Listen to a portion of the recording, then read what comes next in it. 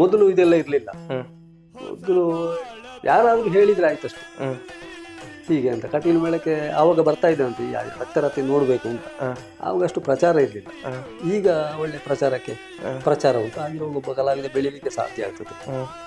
ನಮ್ಮ ಪನೆಯಾಲ ರವಿರಾಜ ಭಟ್ರು ಹೇಳ್ತಾ ಇದ್ರು, ಮೊದಲನ ಕಾಲ ಈ ಮೊಬೈಲ್, ಟಿವಿ, ವಿಡಿಯೋ ಎಲ್ಲ ಇರ್ತಿದ್ರೆ ನಿನ್ನ ವೇಷ ಎಲ್ಲೂ ಇರ್ತಿತ್ತು ಅಂತ ಹೇಳ್ತಾ ಇದ್ರು.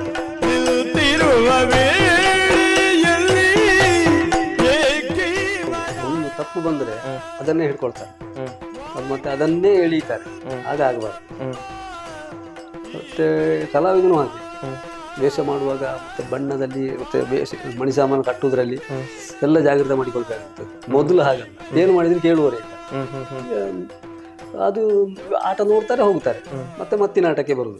ಈಗ ಹಾಗಲ್ಲ, ಈಗೆಲ್ಲ ಪ್ರಥಮದಿಂದ ಕೊನೆಯವರೆಗೂ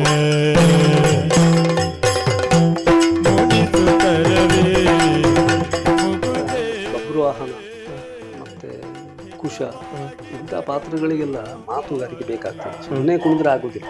ವೆರೈಟಿ ಕುಣಿದ್ರೆ ವೇಷ ಕಾಣುವುದಿಲ್ಲ.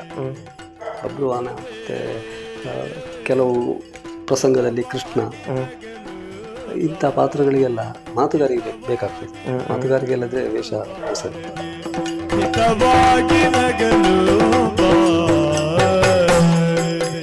ನಮ್ಮ ಮೀಡಿಯಾದ ಎಲ್ಲ ವೀಕ್ಷಕರಿಗೆ ನಾನು ಸೋಮನಾಥ್ ಶೆಟ್ಟಿ ಮಂಗಲ್ಪಾಡಿ ಮಾಡುವ ವಂದನೆಗಳು. ಯಕ್ಷಗಾನ ಕಲಾವಿದರ ಬದುಕಿನ ಚಿತ್ರಣ ಸಾರುವಂತಹ ಕಾರ್ಯಕ್ರಮವೇ ನಮ್ಮ ಮೀಡಿಯಾದ ಯಕ್ಷಾನುಭವ.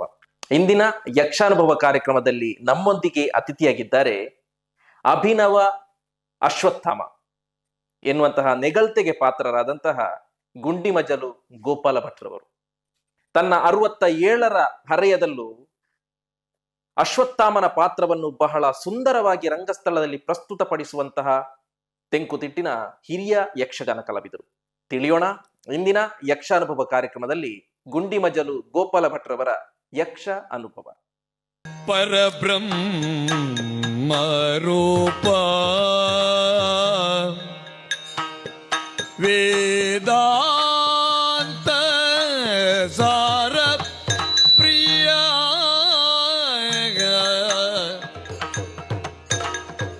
ಪುರುಹೂತ ನಮಿತ ದಿವ್ಯಾಂಘ್ರೀ ಕಮಲ ಗಿರಿಜಾತೆ ಜಣುಗ ಆದಿತ್ಯ ಕೋಟಿ ಪ್ರಕಾಶ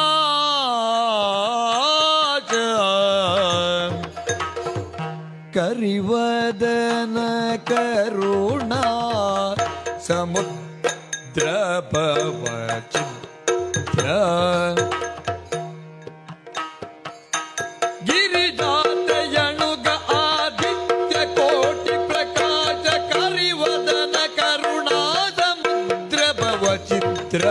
ನಮಸ್ಕಾರ ಗುಂಡಿಮಜಲು ಗೋಪಾಲ ಭಟ್. ನಮಸ್ಕಾರ.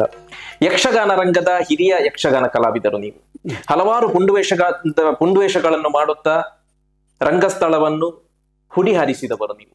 ಅಂತರದಲ್ಲಿ ನಿಮ್ಮ ಬಹಳ ಜನ ಮೆಚ್ಚುಗೆ ಗಳಿಸಿದಂತಹ ಹಲವಾರು ಪಾತ್ರಗಳಲ್ಲಿ ಒಂದು ಅಶ್ವತ್ಥಾಮ ಎನ್ನುವಂತಹ ಪಾತ್ರ.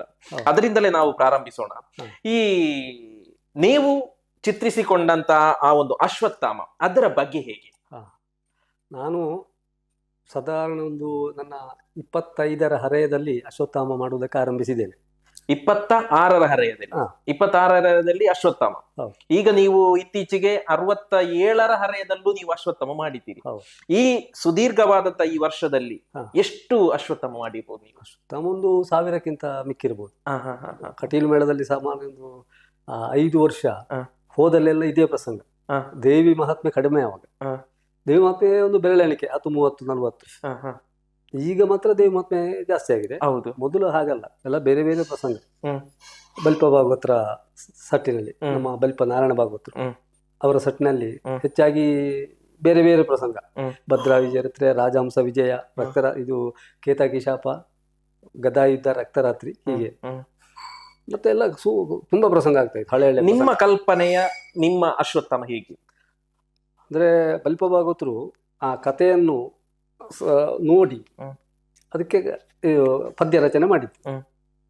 ಹಾಗೆ ಒಂದು ಸಲ ಕಟೀಲು ಬೀದಿಯಲ್ಲಿ ಆಯ್ತು ಈ ರಕ್ತರಾತ್ರಿ. ಆದರೆ ಅದು ಆಗ್ಲಿಲ್ಲ. ಅರುಣ ನಾರಾಯಣ ಶೆಟ್ಟರು ಆ ಪಾತ್ರವನ್ನು ಮಾಡಿದ್ದು. ಅವರಿಗೆ ಸಾಕಾಯ್ತು, ಈ ಪ್ರಸಂಗ ಆಗ್ಲಿಕ್ಕಿಲ್ಲ ಭಾಗವತ್ರೆ ಅಂತ ಅವರೇ ಹೇಳಿದ್ರು. ಆಮೇಲೆ ಅವರು ಮೇಳ ಬಿಟ್ಟು ಹೋದ್ರು. ಒಂದು 10-8 ವರ್ಷದಲ್ಲಿ ಪುನಃ ಆ ಪ್ರಸಂಗ ಹಾಕಿದ್ರು ನಮ್ಮ ಕಿನ್ನಿಗೋಳಿ ಬಸ್ ಸ್ಟ್ಯಾಂಡ್ ಅಲ್ಲಿ. ಮತ್ಸ್ಯ ಅವತಾರ, ಕೇತಕಿ ಶಾಪ, ರಕ್ತರಾತ್ರಿ. ಆ ಪ್ರಸಂಗ ಅಲ್ಲಿ ಕಿನ್ನಿಗೋಳಿ ಬಸ್ ಸ್ಟ್ಯಾಂಡ್ ಅಲ್ಲಿ ಅದು ಪಾಸ್ ಆಯ್ತು. ನಿಮ್ಮ ಮೊದಲನ ಅಶ್ವತ್ಥಾಮ ಅಲ್ಲೇ? ಕಿನ್ನಿಗೋಳಿ ಬಸ್ ಸ್ಟ್ಯಾಂಡ್ ಅಲ್ಲಿ. ಆವಾಗ ಹೀಗೆ ಎಲ್ಲ ಪ್ಲಾಟ್ಫಾರ್ಮ್ ಎಲ್ಲ ಇರ್ಲಿಲ್ಲ. ಡಾಮರ್ ರೋಡಿಗೆ ಉಮ್ಮಿ ಹಾಕಿ ಅದರಲ್ಲಿ ರಂಗಸ್ಥಳ. ಇದು ನಿಮ್ಮ ಪ್ರಥಮ? ಹೌದು, ಅಲ್ಲಿ ಪ್ರಥಮ. ಅದು ನಿಮ್ಮ ಬಾಲ್ಯದ ಜೀವನ ಹೇಗಿತ್ತು? ನಾನು ಇಲ್ಲೇ ನಮ್ಮ ಊರಿಗೆ ಹೆಸರು ಗುಂಡಿಮಜಲು ಅಂತ. ಇಲ್ಲಿ ಪ್ರಾಥಮಿಕ ಶಿಕ್ಷಣ ಇಲ್ಲಿ ಸುರಿಬೇಲು ಶಾಲೆ. ಅಲ್ಲಿ 4ನೇ ಕ್ಲಾಸ್ ಆಯ್ತು. ಮತ್ತೆ ಬೊಳಂತೂರಿಗೆ ಹೋದೆ. 5ನೇ ಕ್ಲಾಸು 6ನೇ ಕ್ಲಾಸು. 6ನೇ ಕ್ಲಾಸಲ್ಲಿ ಫೈಲಾದೆ. ಮತ್ತೆ ಇನ್ನೇನು ಮಾಡೋದು, ಉದ್ಯೋಗ ಬೇಕಲ್ಲ. ಮತ್ತೆ ವಿದ್ಯೆಯಲ್ಲಿ ಸ್ವಲ್ಪ ನಾನು ಹಿಂದೆ.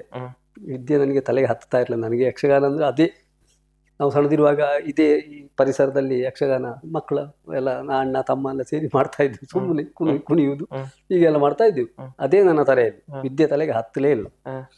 ಹಾಗೆ ಧರ್ಮಸ್ಥಳದಲ್ಲಿ ಕಾವಂದ್ರ ನೇತೃತ್ವದಲ್ಲಿ ಕ್ಲಾಸ್ ಆಗ್ತಾ ಇತ್ತು.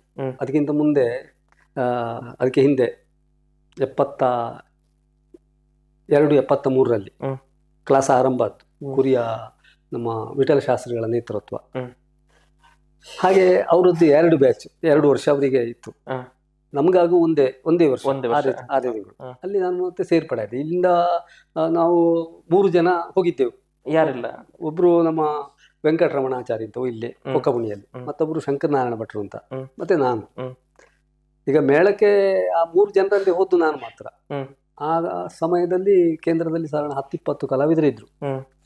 ನಮ್ಮ ಪಡ್ರೆ ಚಂದಣ್ಣ ನಾಟ್ಯ ಹೇಳಿಕೊಡ್ಲಿಕ್ಕೆ, ನಮ್ಮ ಶಂಕರನಾರಾಯಣಕಾರ ಅಂತ, ಮತ್ತೆ ಗಂಗಾಯ ಶೆಟ್ರು, ಲಕ್ಷ್ಮಣಗೌಡರು, ಉಮೇಶ ಹೆಬ್ಬಾರರು, ಹೀಗೆ ಹಲವಾರು ಕಲಾವಿದರಿದ್ರು. ಅದರಲ್ಲಿ ಈಗ ವೇಷ ಮಾಡೋದಂದ್ರೆ ನಾನು ಮಾತ್ರ. ನೀವು ಮಾತ್ರ? ಬಾಕಿಯವರೆಲ್ಲ ರಿಟೈರ್ ಆಗಿ ಮನೆಗೆ ಹೋಗಿದ್ದಾರೆ. ಹಾಗೆ ನಿಮ್ಮ ಧರ್ಮಸ್ಥಳ ಮೇಳದ ಕಲಿಕೆ ನಂತರ ನೀವು ಮೇಳಕ್ಕೆ ಸೇರ್ಪಡೆ ಅದಕ್ಕೆ? ಧರ್ಮಸ್ಥಳದಲ್ಲಿ 6 ತಿಂಗಳು ಹೆಸರಿಗೆ ಮಾತ್ರ. ಆವಾಗ ಅದಕ್ಕೆಲ್ಲ ಇಷ್ಟೆಲ್ಲ ಇದಿರ್ಲಿಲ್ಲ. ಒಟ್ಟು ನಾವು ಮಕ್ಕಳಾಟಿಗೆ ಅಲ್ಲಿ ಕಲಿಯುವುದಕ್ಕೆ ನಮ್ಗೆ ಆಸ್ಪದವೇ ಇಲ್ಲ. ನಮಗೆಲ್ಲ ಪಾತ್ರ ಇಲ್ಲ. ನಾನು ಸಣ್ಣವ ಇದ್ದದ್ರಲ್ಲಿ. ಪಾತ್ರ ಎಲ್ಲ ದೊಡ್ಡವರಿಗೆ. ನಾವು ಸುಮ್ಮನೆ ಏನಾದ್ರು ಸಾಕಿ. ಅದು ಯಕ್ಷಗಾನ ದಿವಸ ನಮಗೆ ಪಾತ್ರ ಇಲ್ಲ. ಅಲ್ಲಿ ಬೇಕಾದ ಸಲಕರಣೆ ಇಲ್ಲ. ವೇಷ ಬೇಡ. ಕೇಂದ್ರದಲ್ಲಿ ಒಂದು ಇದಾಗಿದೆ, ಪ್ರಮೀಳಾರ್ಜುನ ಬಬ್ರುವನ ಕಾಳಗ. ಅದರಲ್ಲಿ ನಮ್ದೊಂದು ಸಖಿ ನಮ್ಮ ಚಿತ್ರಾಂಗದೆಗೆ. ಅದು ಟೋಪನೆಲ್ಲ ಇಲ್ಲ, ಖಾಲಿ ಈ ಗುಡಿ ಹಾಕಿ. ಹಾಗೆ ಅರ್ಧಂಬರ್ಧೆಲ್ಲ ಆಯ್ತಲ್ಲಿ. ಕೇಂದ್ರದಿಂದ ನಮ್ಗೆ ಸರ್ಟಿಫಿಕೇಟ್ ಸಿಕ್ಕಿತು. ಮನೆಗೆ ಬಂದೆ. ಮೇಳಕ್ಕೆ ಹೋಗ್ಬೇಕಲ್ಲ, ಮೇಳ ಇಲ್ಲ ಅವಾಗ ಎಲ್ಲಿಯೂ ಕೂಡ. ಕಟೀಲ್ ಮೇಳಕ್ಕೆ ಹೋಗಿ ಕೇಳುವಾಗೆಲ್ಲ ಭರ್ತಿ ಆಗಿದೆ. ಅವಾಗ ಒಂದೇ ಮೇಳ ಇದ್ದದ್ದು. ಹಾಗೆ ಮತ್ತೆ ಇಲ್ಲಿ ನಮ್ಮ ಊರಿಗೆ ಸೊರನಾಡು ಮೇಳ ಅಂತ ಬಂಟ್ವಾಳದ ಹತ್ರ ವಿಶ್ವನಾಥ ಶೆಟ್ರು ಅದರ ಸಂಚಾಲಕರಾಗಿದ್ರು. ಅವರ ಮೇಳ ಬಂದಿತ್ತು.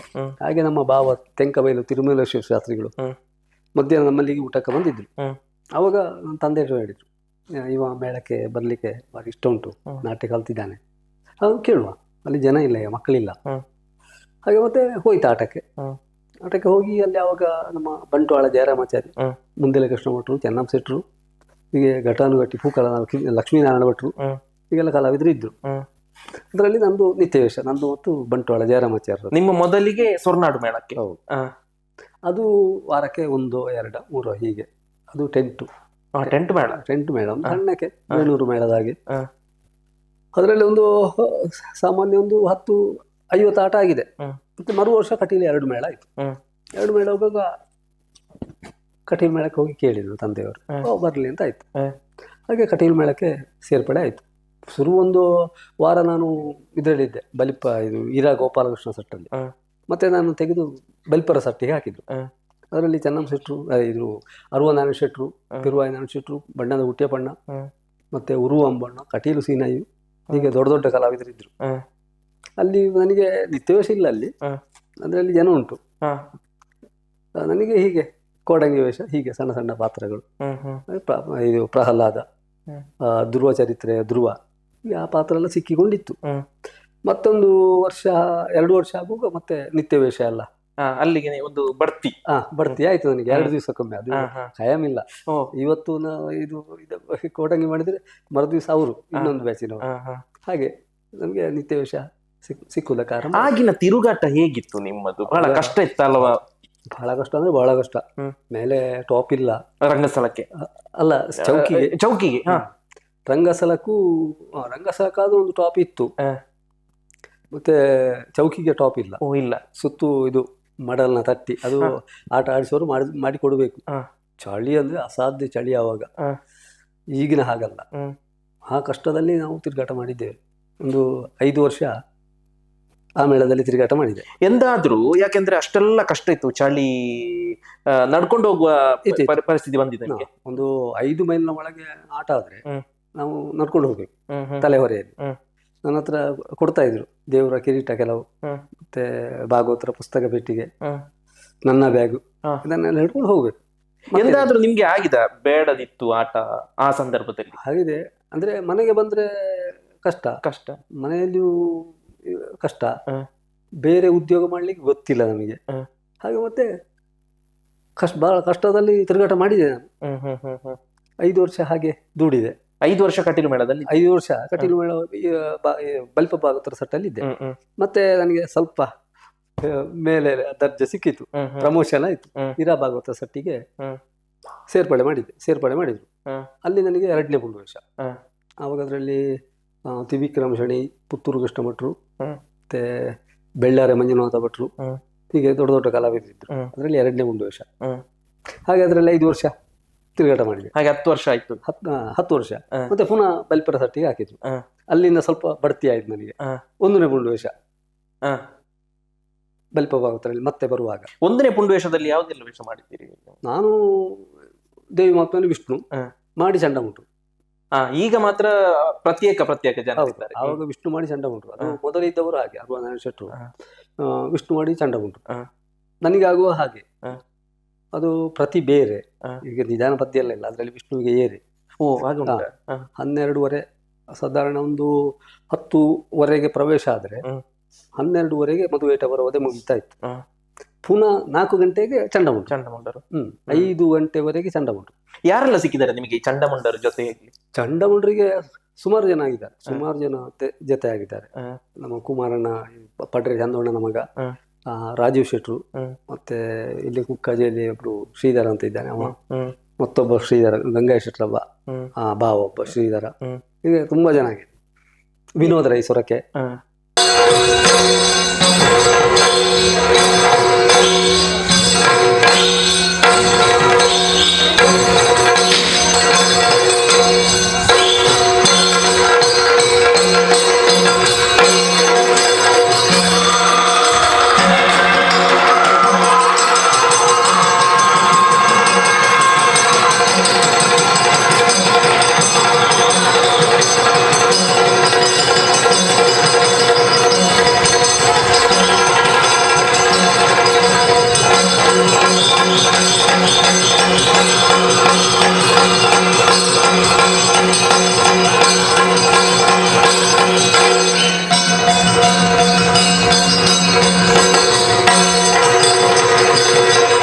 ಮತ್ತೆ ಬೆಳ್ಳಾರೆ ಮಂಜುನಾಥ ಭಟ್ರು ಅವರು ಚಂಡಮುಂಡಿಗೆ ಬಂದಿದ್ದಾರೆ.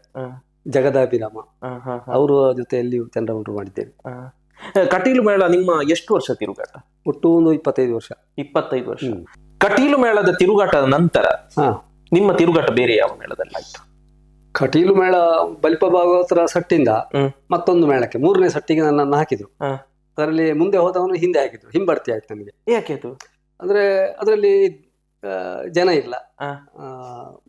2ನೇ ಹುಂಡುವೇಷ ಮಾಡುವ ಜನ ಅರ್ಧದಲ್ಲೇ ಇದು ನಾನು ಬರುದಿಲ್ಲ ಮೇಳಕ್ಕೆ ಅಂತ ಹೇಳಿ ಅವ ಮನೆಗೆ ಹೋದ. ಹಾಗೆ ಆ ವೇಷ ನಿಮ್ಗೆ 2ನೇ ಹುಂಡುವೇಷ ಶೆಟ್ರು ಹೇಳಿದ್ರು, ನೀವು 1 ವರ್ಷ ಅದಕ್ಕೆ ಹೋಗ್ಬೇಕು ಅಂತ. ಹಾಗೆ ಮತ್ತೆ ಏನು ಮಾಡುದು, ಅನಿವಾರ್ಯ ಆಯ್ತು. ಹಾಗೆ ಮತ್ತೆ ಹೋದೆ, ನಾನು ವೇಷ ಮಾಡಿದೆ.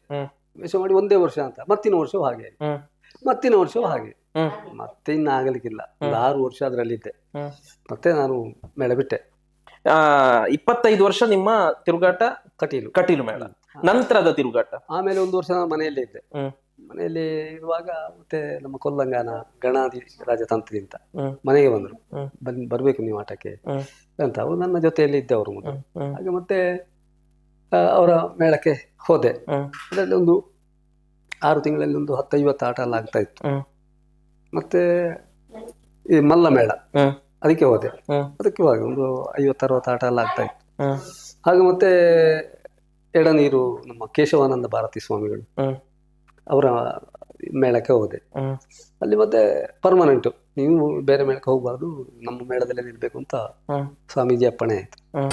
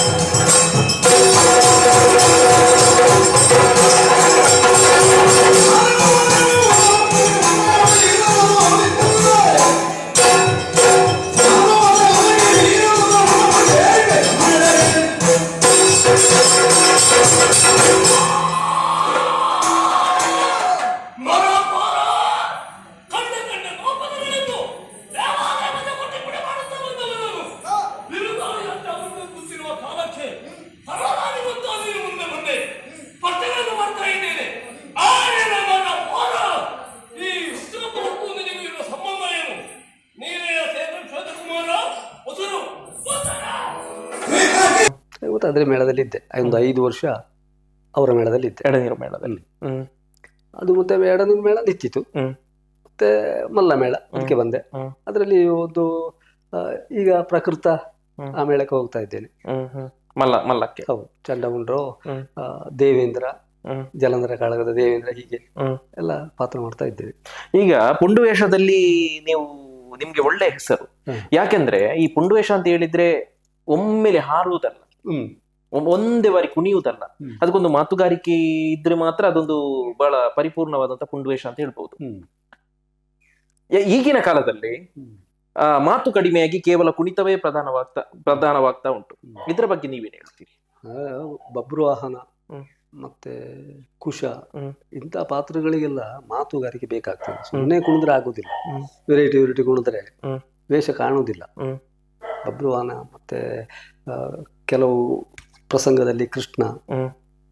ಇಂಥ ಪಾತ್ರಗಳಿಗೆಲ್ಲ ಮಾತುಗಾರಿಕೆ ಬೇಕಾಗ್ತದೆ. ಹ್ಮ್. ಮಾತುಗಾರಿಕೆ ಇಲ್ಲದ್ರೆ ವೇಷ ಸರಿ. ಅರವನ್ನಾರು ಶೆಟ್ರು ಮಾತುಗಾರಿಕೆ ಇತ್ತು, ಕುಣಿತವೇ ಇತ್ತು. ಹ್ಮ್. ಈಗಿನ ಕುಣಿತ ಅಲ್ಲ, ಹ್ಮ್. ಆಗಿನ ಕುಣಿತ. ಹ್ಮ್. ಆಮೇಲೆ ನಮ್ಮ ಈ ಅಶ್ವತ್ಥಾಮನ ವಿಷಯಕ್ಕೆ ಬರೋಣ.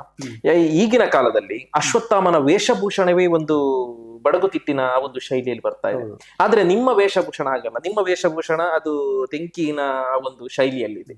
ಇದು ಯಾಕೆ ಈ ರೀತಿಯ ವ್ಯತ್ಯಾಸ ಕಾಣ್ತಿದ್ದೇವೆ? ಬಲಿಪ ಭಾಗವತರ ನಿರೂಪಣೆಯಲ್ಲಿ ಅಶ್ವತ್ಥಾಮ ಹೀಗೆ ಇರ್ಬೇಕು. ಅವಾಗ ಗಡ್ಡ ಕಟ್ತಾ ಇರ್ಲಿಲ್ಲ, ಗಡ್ಡ ಮೀಸೆ ಇರ್ಲಿಲ್ಲ ಅಶ್ವತ್ಥಾಮನಿಗೆ. ಅದು ಮೊದಲೇ ಇಲ್ಲ, ಗಡ್ಡ ಕಟ್ಟಿಕೊಂಡು. ಆಮೇಲೆ ಅದು ಒಬ್ಬ ಯಾರೋ ಗಡ್ಡ ಕಟ್ಟಿ ಅಶ್ವತ್ಥಾಮ ಮಾಡಿದೆ, ಅದು ಚಂದ ಕಂಡಿತ್ತು. ಮತ್ತೆ ಗಡ್ಡ ಕಟ್ಟಿ ಎಲ್ಲ ಮಾಡ್ಲಿಕ್ಕೆ ಮಾಡಿದ್ರು. ಅಶ್ವತ್ಥಾಮ ಮಣಿಸಾಮನ ಕಟ್ಟಬಾರದು. ಅವ ಮದುವೆ ಆಗ್ಲಿಲ್ಲ, ಅವನಿಗೆ ಹೀಗೆ ಇದ್ದವ, ಬ್ರಹ್ಮಚಾರಿಯಾಗೆ ಇದ್ದವ, ಮದುವೆ ಇಲ್ಲ. ಹಾಗೆ ಅವ ಹೀಗೆ ಮಣಿಸಾಮನು ಕಟ್ಟದೆ ಮಾಡಿದ್ರೆ ಚಂದ.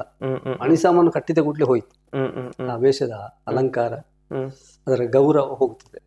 ಈಗ ದ್ರೋಣಾಚಾರ್ಯರು ಮಣಿಸಾಮನು ಕಟ್ಟುತ್ತಾ ಇದ್ದಿದ್ದು ಯುದ್ಧದ ಸಂದರ್ಭದಲ್ಲಿ ಮಾತ್ರ, ಕುರುಕ್ಷೇತ್ರ ಯುದ್ಧದಲ್ಲಿ ಮಾತ್ರ. ಮತ್ತಿಲ್ಲಿ ಅವರು ದ್ರೋಣಾಚಾರ್ಯರ ಪಾತ್ರ ಮಣಿಸಾಮನು ಕಟ್ಟಿಲ್ಲ. ಯಾಕೆಂದ್ರೆ ಈಗ ಕೆಲವರು ಕಲಾವಿದರು ಅವರಿಗೋಸ್ಕರವಾಗಿ ಪಾತ್ರವನ್ನು ಬಡಗಿನಲ್ಲಿ ಹಿಂದೆ ಇದು ನಮ್ಮ ಸೈಡ್ ಪೀಸ್ ಕಟ್ಟಿ ಎಲ್ಲ ಮಾಡ್ತಾ ಇದ್ದಾರೆ. ಅದು ಬಡಗಿನ ಶೈಲಿ. ಬಡಗಿನ ಶೈಲಿಯಲ್ಲಿ ಅಶ್ವತ್ಥಾಮ ನಿಧಾನ ಪದ್ಯ ಅದರಲ್ಲಿ ಕುಣಿಸ್ತಾರೆ. ಅದನ್ನು ನೋಡಿ ನಮ್ಮ ತೆಂಕಿನವರೀಗ ಅಶ್ವತ್ಥಾಮನನ್ನು ಕೆಲವರು ಅದರ ಅನುಕರಣೆ ಮಾಡ್ತಾ ಇದ್ದಾರೆ. ಯಾಕಂದ್ರೆ ಈಗ ನೀವು ಹೇಳುದಾದ್ರೆ ಈಗ ನಮ್ಮ ತೆಂಕಿನಲ್ಲಿ ಬಡಗಿನ ಅಶ್ವತ್ಥಾಮ ಇರುವುದಾ? ಕೆಲವರು ಬಡಗಿಂದ ಅನುಕರಣೆ ಮಾಡ್ತಾರೆ. ಈಗ ಸದ್ಯ ಕೆಲವರು ನನ್ನ ಅಶ್ವತ್ಥಾಮನ ಅನುಕರಣೆ ಮಾಡ್ತಾ ಇದ್ದಾರೆ, ಇದು ಚಂದ ಅಂತ ಹೇಳಿ. ನಿಮ್ಮ ಅಶ್ವತ್ಥಾಮನಲ್ಲಿ ಏನು ಪ್ರತ್ಯೇಕತೆ ಇದೆ? ನನ್ನ ಅಶ್ವತ್ಥಾಮನ ಇದರಲ್ಲಿ ಅವನು ಕ್ರೌರ್ಯವೇ. ಅಶ್ವತ್ಥಾಮ ಪ್ರವೇಶವೇ ಕ್ರೌರ್ಯ. ಅದು ಪ್ರವೇಶದಿಂದ ಕೊನೆಯವರೆಗೂ ಕ್ರೌರ್ಯದಲ್ಲಿ.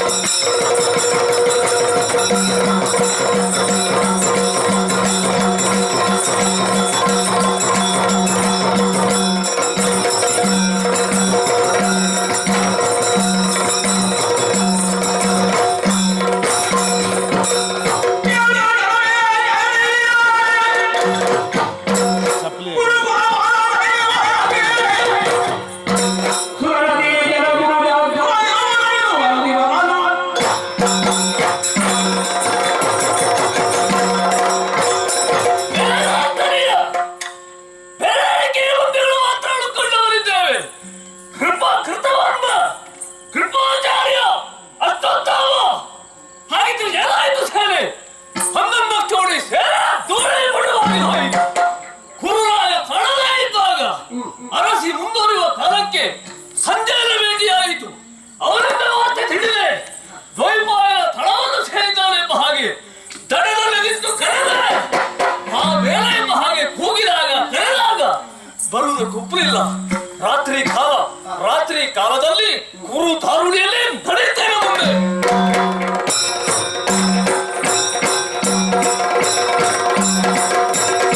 ಎಲ್ಲ ಏರು ಪದ್ಯವೇ.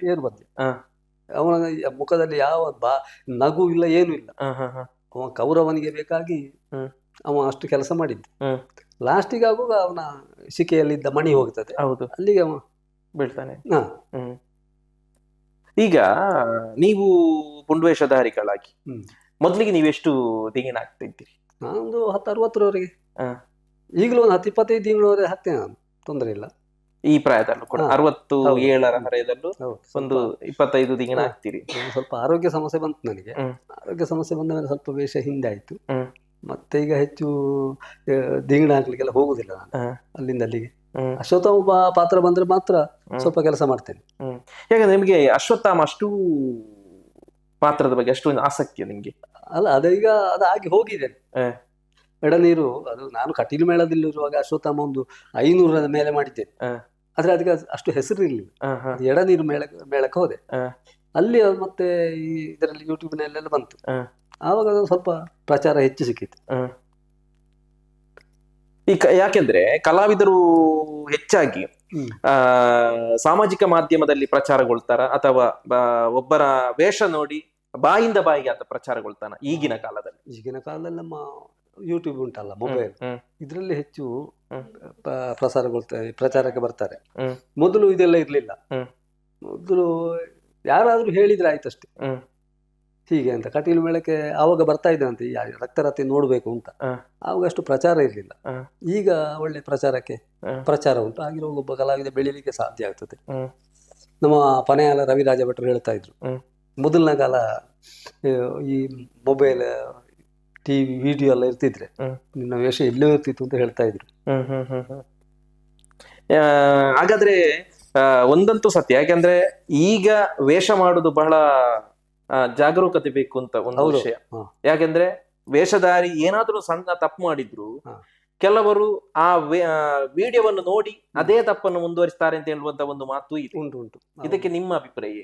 ಅದು ಕಲಾವಿದ ಬಾರಿ ಜಾಗೃತ ಮಾಡಿಕೊಳ್ಬೇಕು. ಒಂದ ಕುಣಿಯುವುದಲ್ಲೂ ಒಂದು ಮಾತಿನಲ್ಲೂ ಜಾಗೃತಿ ಬೇಕು. ಹೌದು, ಒಂದು ತಪ್ಪು ಬಂದ್ರೆ ಅದನ್ನೇ ಹಿಡ್ಕೊಳ್ತಾರೆ, ಅದು ಮತ್ತೆ ಅದನ್ನೇ ಎಳೀತಾರೆ. ಆಗ ಆಗಬಾರದು. ಮತ್ತೆ ಕಲಾವಿದನು ಹಾಗೆ ವೇಷ ಮಾಡುವಾಗ ಮತ್ತೆ ಬಣ್ಣದಲ್ಲಿ ಮತ್ತೆ ಮಣಿ ಸಾಮಾನು ಕಟ್ಟುವುದ್ರಲ್ಲಿ ಎಲ್ಲ ಜಾಗೃತ ಮಾಡಿಕೊಳ್ಬೇಕಾಗ್ತದೆ. ಮೊದಲು ಹಾಗಲ್ಲ, ಏನು ಮಾಡಿದ್ರೆ ಕೇಳುವರೇ ಇಲ್ಲ.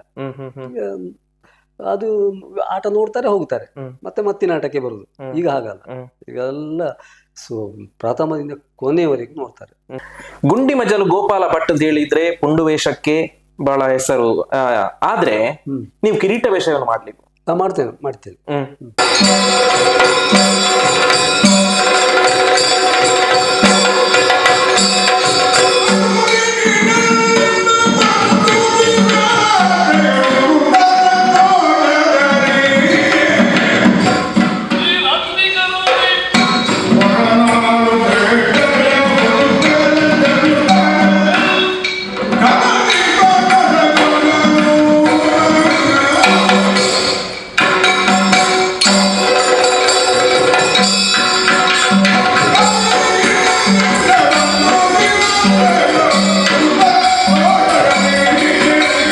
ಈಗ ಸಾಮಾನ್ಯ ಕಿರೀಟವೇಷ ಮಾಡೋದು ನಾನು ಹ. ಹೆಚ್ಚಾಗಿ. ಹ.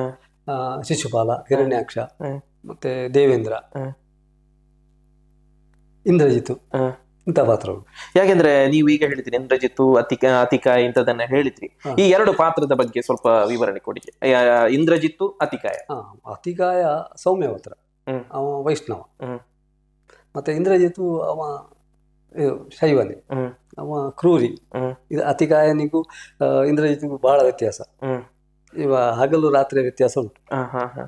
ರಾವಣನ ಎರಡನೇ ಮಗ ಮಗ. ಹ್ಮ್. ಇವ ಅತಿಕಾಯ. ಅತಿಕಾಯ. ಪ್ರಥಮದ ಮಗ ಇಂದ್ರಜಿತು. ಹ್ಮ್. ಹಾಗೆ ಅವರಲ್ಲಿ ವ್ಯತ್ಯಾಸ ಉಂಟು. ಹ್ಮ್. ಪಾತ್ರ ಚಿತ್ರಣ. ಪಾತ್ರ ಚಿತ್ರಣ ಹಾಗೆ. ಹ್ಮ್. ಇವೊಂದು ಸೌಮ್ಯ ಹ್ಮ್. ಅತಿಕಾಯ, ಹ್ಮ್. ಇಂದ್ರಜಿತು ಹಾಗಲ್ಲ, ಹ್ಮ್. ಅವನು ಕ್ರೌರ್ಯ. ಆದ್ರೆ ಮುಖದ ಬಣ್ಣಗಾರಿಕೆಯಲ್ಲಿ ಬಣ್ಣ ವ್ಯತ್ಯಾಸ ಇರ್ತದೆ. ಇದು ಅತಿಕಾಯ ಹಸಿ ಬಣ್ಣದಲ್ಲಿಯೂ ಮಾಡ್ತಾರೆ. ಹ್ಮ್. ಮತ್ತೆ ಹೀಗೆ ಹ್ಮ್. ಬಣ್ಣ ಹಚ್ಚಿ ಹ್ಮ್. ನಾಮ ಹಾಕಿ ಅವೊಂದು ಉದ್ದ ಇದು ಹ್ಮ್. ಹ್ಮ್. ನಾಮ. ವೈಷ್ಣವ ಉದ್ದ ನಾಮ. ಹ್ಮ್. ಮತ್ತೆ ಇಂದ್ರಜಿತು ಆಟೀನು. ಹ್ಮ್. ಮತ್ತೆ ಮೊದಲು ನಮ್ಮ ಇವರು ಮಾಧವ ಶೆಟ್ರು ಮಾಡಿದ್ದನ್ನು ನೋಡ್ತೇನೆ ಕಟೀಲಲ್ಲಿ. ಹ್ಮ್. ಅಡ್ಡ ನಾಮ ಇದು ಹಸಿ ಬಣ್ಣ ಹ. ಚಕ್ರ ಬರ್ದು ಅಡ್ಡ ನಾಮ. ಇಂದ್ರಜಿತ್ತು. ಹೌದು. ಹ. ಹ. ಹ. ಇಂದ್ರಜಿತು, ಹಿರಣ್ಯಾಕ್ಷ, ಹ್ಮ್. ಈಗೆಲ್ಲ ಆಟೀನು ಬರೀತಾರೆ. ಹೌದೌದೌದು. ನಿಮ್ಗೆ ಇನ್ನು ಮಾಡಬೇಕಾದ ವೇಷ ಯಾವ್ದಿತ್ತು? ನಾನು ಆ ಒಂದು ವೇಷ ಮಾಡ್ಲಿಲ್ಲ, ಆ ಒಂದು ವೇಷ ಆಗ್ಬೇಕಿತ್ತು ಅಂತ ಏನಾದ್ರೂ ಒಂದು ಮನಸ್ಸಿನಲ್ಲಿ? ಇಲ್ಲ, ನಾನು ಮಾಡದೇ ಇರೋ ವೇಷವೇ ಇಲ್ಲ. ದೇವಿ ಮಹಾತ್ಮೆಯಲ್ಲಿ ಚಂಡಗೊಂಡ್ರು ಮಾಡಿದ್ದೇನೆ, ಹ. ವಿದ್ಯುನ್ಮಾಲಿ ಮಾಡಿದ್ದೇನೆ, ಹ. ಮಹಿಷ ದೇವಿ ಎರಡು ಮಾಡಲಿಲ್ಲ. ಹ್ಮ್. ಹ್ಮ್. ರಕ್ತಬೀಜ ಮಾಡಿದ್ದೇನೆ, ಧೂಮ್ರಾಕ್ಷ, ಹ. ಮತ್ತೆ ಹೀಗೆ ಒಂದ್ಸಲ ನಿಶುಂಭ ಮಾಡಿದ್ದೇನೆ ಸುಮ್ಮನೆ. ಇದು ಇದರಲ್ಲಿ ನಿಶುಂಭ ಹ. ಲಲಿತೋತ್ಪಾಖ್ಯಾನ ಪ್ರಸಂಗದಲ್ಲಿ. ಹ. ಅದು ವೀರ ಭಾಗವತರ ಸಟ್ಟನಿರುವಾಗ ಹ. ಅವು ಪುರುಸೊತ್ತಿತ್ತು, ಸಮಯ ಇತ್ತು. ಹ. ಇಂದ್ರಜಿತೊಮ್ಮೆ ಮಾಡಿ ಇದು ಶುಂಭ ಹ. ಮಾಡಿದ್ದೇನೆ ನಾನು, ಚಿಟ್ಟಿ ಇಟ್ಟು. ಹ. ಮತ್ತೆ ಮಾಡಲಿಲ್ಲ. ಹ. ಈ ಮಹಿಷಾಸುರನಿಗೆ ನಿಮ್ಗೆ ಏನ್ ಅವಕಾಶ ಸಿಗ್ಲಿಲ್ವಾ ಇಲ್ಲ, ಅಥವಾ? ಅದು ಮಹಿಷಾಸುರ ಮಾಡ್ಬೇಕಿದ್ರೆ ಆಳಂಗ ಬೇಕು. ಹ. ನಾನು ಅಷ್ಟು ಆಳಂಗ ಇಲ್ಲಲ್ಲ, ಹ. ಅದು ವೇಷ ಕಾಣಬೇಕಲ್ಲ. ಹ. ಈ ಸ್ತ್ರೀವೇಷವೂ ಮಾಡ್ಲಿಲ್ಲ ನೀವು? ಮಾಡಿದ್ದೇನೆ, ಹ. ಶ್ರೀವೇಷ ಮಾಡಿದ್ದೇನೆ. ಹ್ಮ್. ಶ್ರೀವೇಷ ಕಟೀಲಲ್ಲಿ ನನಗೆ ಬಡ್ತಿ ಆಯ್ತಲ್ಲ. ಹ್ಮ್. ವೀರಭಾಗವತರ ಇದು ಬಲ್ಪ ಭಾಗವತರ ಸಟ್ನಲ್ಲಿ ಹ್ಮ್. ಶುರುವಿಗೆ ದ್ವಿತೀಯ ವೇಷ ಮಾಡಿ ಮತ್ತೆ ಬಡ್ತಿ ಆಯಿತು. ಬಡ್ತಿಯಾಗಿ ಪೀಠಿಗೆ ವೇಷ, ಹ್ಮ್. ಕಚ್ಚೆ, ಅದಕ್ಕೆ ಕಸೆ ಶ್ರೀವೇಷ ಕಸ ಅಂತ ಸ್ತ್ರೀವೇಷ. ಹೇಳ್ತಾರೆ. ಹ್ಮ್. ಅದನ್ನು ಮಾಡಿದ್ದೇನೆ ಒಂದು 2-3 ವರ್ಷ. ಹ್ಮ್. ಮತ್ತೆ ಒಂದೆರಡು ಸಲ ಬುಕ್ಕೆ ಶ್ರೀವೇಷ ಮಾಡಿದ್ದೇನೆ. ಹ. ಮತ್ತೆ ಮಾಲಿನಿ ಮಾಡಿದ್ದೇನೆ, ಹ್ಮ್. ರುಕ್ಮಿಣಿ, ಕೃಷ್ಣಾರ್ಜುನ ಕಾಳಗದ್ದು ಹ್ಮ್. ಶ್ರೀವೇಷವು ಮಾಡಿದ್ದೇನೆ. ಹ್ಮ್. ಮಾಡಲಿಲ್ಲ ಅಂತ ಎಲ್ಲ ಬಗೆಯ ಪಾತ್ರವನ್ನು ಮಾಡಿದವರು. ಮಾಡಿದ್ದೇನೆ. ಇನ್ನು ಮಾಡ್ಬೇಕಾದ್ದು ಒಂದು ದೇವಿ ಮತ್ತೆ ಇಲ್ಲಪ್ಪ, ಅದನ್ನು ಗ್ರಹಿಸಲಿಕ್ಕೆ ಇಲ್ಲ. ಇಲ್ಲ ಇಲ್ಲ ಇಲ್ಲ, ಮಾಡುವ ಪ್ರಾಯವಲ್ಲ, ನಾನು ಮಾಡಲು ಬೇಡ ವೇಷ. ಒಂದು ಒಂದು ವಿಷಯ, ಕೆಲವರು ವೇಷಕ್ಕಾಗಿ ಹಾತೊರೆಯುವರಿದ್ದಾರೆ. ನನಗೆ ಇದಿಲ್ಲ, ಹ. ವೇಷಕ್ಕೆ ಹಾತೊರೆಯುವ ಪ್ರಶ್ನೆ ಇಲ್ಲ. ಕೊಟ್ಟ ವೇಷವನ್ನು ಮಾಡುವುದು ಅಷ್ಟೇ. ಮೇಳದ ತಿರುಗಾಟ ಅಲ್ಲದೆ ನಿಮ್ಮ ಮನೆಯ ನಿಮ್ಮ ಬೇರೆ ಚಟುವಟಿಕೆ? ನಾವು 7 ಜನ. ನನ್ನ ತಂದೆ ಸುಬ್ರಾಯ ಭಟ್ರು, ತಾಯಿ ವೆಂಕಟೇಶ್ವರಿ ಅಮ್ಮ ಅಂತ. 9 ಜನ ಅಂತೆ ನಮ್ಮ ಮಕ್ಕಳು. ಅದರಲ್ಲಿ 2 ಮಕ್ಕಳು ಸಣ್ಣ ಪ್ರಾಯದಲ್ಲಿ ತೀರಿ ಹೋಗಿದ್ದಾರೆ. ಆಮೇಲೆ 7 ಜನ. 7 ಜನರಲ್ಲಿ ಈಗ 2 ಜನ ತೀರಿ ಹೋಗಿದ್ದಾರೆ, ನನ್ನ ಅಣ್ಣ ಮತ್ತೊಬ್ಬ ತಮ್ಮ. ಹಾಗೆ ಈಗ ಇರು ನಾವು 5 ಜನ. ಈ ಗುಂಡಿ ಮಜಲಿನ ಭೂಮಿಯಲ್ಲಿ ಈಗ ನಾನಿದ್ದೇನೆ. ಮತ್ತೆ ನನ್ನ ದೊಡ್ಡ ಅಣ್ಣ ಮಾಸ್ಟ್ರು, ಅವರು ರಿಟೈರ್ ಆಗಿ ಗೇರುಗಟ್ಟೆ ಹತ್ರ ಇದ್ದಾರೆ. ಮತ್ತೊಬ್ರು ಗೋಳಿ ತೊಟ್ಟು ಅಲ್ಲಿ, ಅಣ್ಣನ ಮಗ ಧರ್ಮಸ್ಥಳ ಅನ್ನಛತ್ರದ ಮ್ಯಾನೇಜರ್ ಆಗಿದ್ದಾನೆ. ಮತ್ತೊಬ್ಬ ತಮ್ಮ ಇಲ್ಲಿ ನಮ್ಮ ಪುಂಜಲಗಟ್ಟೆ ಅಲ್ಲಿದ್ದಾರೆ. ಮತ್ತೊಬ್ಬ ಅಣ್ಣ ಇಲ್ಲಿ ನಮ್ಮ ಮನೆ ಹತ್ರ ಪಕ್ಕವೇ ಜಾಗ ಮಾಡಿಕೊಂಡಿದ್ದಾರೆ. ನಿಮ್ಮ ಕೃಷಿಗಾರ? ನಾನೀಗ ಕೃಷಿ, ಮತ್ತೆ ಈ ತೋಟ ಉಂಟು ಸ್ವಲ್ಪ, ಮತ್ತೆ ಒಂದು 100 ತೆಂಗಿನ ಮರ, ಮತ್ತೆ ಇದು ತರಕಾರಿ ಏನಾದ್ರು ಮಾಡ್ತೇನೆ, ತೊಂಡೆ, ಬೆಂಡೆ, ಹೀಗಿದ್ದದೆಲ್ಲ. ಈಗ ಅದರಲ್ಲಿ ಜೀವನ. ಅದರ ಜೊತೆಯಲ್ಲಿ ಮೇಳದಲ್ಲೂ ವೇಷವನ್ನು ಮಾಡ್ತಾ ಇದ್ದೀರಿ. ನಮಗೀಗ ಹೆಚ್ಚು ಆಟ ಸಿಕ್ಕುದಿಲ್ಲ, ಎಲ್ಲಿಯಾದ್ರೂ ವಾರಕ್ಕೆ 1-2 ಅಷ್ಟೇ ಮಲ್ಲ ಮೇಳದ್ದು. ಮತ್ತೆ ಹೀಗೆ ಎಲ್ಲಿಯಾದ್ರೂ ಕೂಡುವಿಕೆ ಇದ್ರೆ ಅತಿಥಿ ಕಲಾವಿದರಿಗೆ ಹೋಗ್ತೇನೆ ಅಷ್ಟೇ. ಆಗ್ಲಿ ಗೋಪಾಲ್ ಭಟ್ರವರೇ, ನಿಮ್ಮ ಯಕ್ಷಗಾನದ ಅನುಭವ ನಮ್ಮೊಂದಿಗೆ ಹಂಚಿಕೊಂಡಿದ್ದೀರಿ. ನಿಮ್ಮ ಆ ಒಂದು ಆರೋಗ್ಯಪೂರ್ಣವಾದಂತಹ ಜೀವನ ಹೀಗೆ ಮುಂದುವರಿಯಲಿ. ನಿಮಗೆ ದೇವರು ಆಯುಷ್ಯ ಆರೋಗ್ಯ ಭಾಗ್ಯವನ್ನು ಕರುಣಿಸಲಿ ಎಂಬುದೇ ನಮ್ಮೆಲ್ಲರ ಪ್ರಾರ್ಥನೆ. ಯಕ್ಷಗಾನ ರಂಗದ ಹಿರಿಯ ಕಲಾವಿದರು ಗುಂಡಿಮಜಲು ಗೋಪಾಲ ಭಟ್ರವರ ಯಕ್ಷ ಅನುಭವ ನಾವು ತಿಳ್ಕೊಂಡೆವು. ಮುಂದಿನ ವಾರ ಮತ್ತೊಬ್ಬರು ಕಲಾವಿದರೊಂದಿಗೆ ಭೇಟಿಯಾಗೋಣ. ವಂದನೆಗಳು.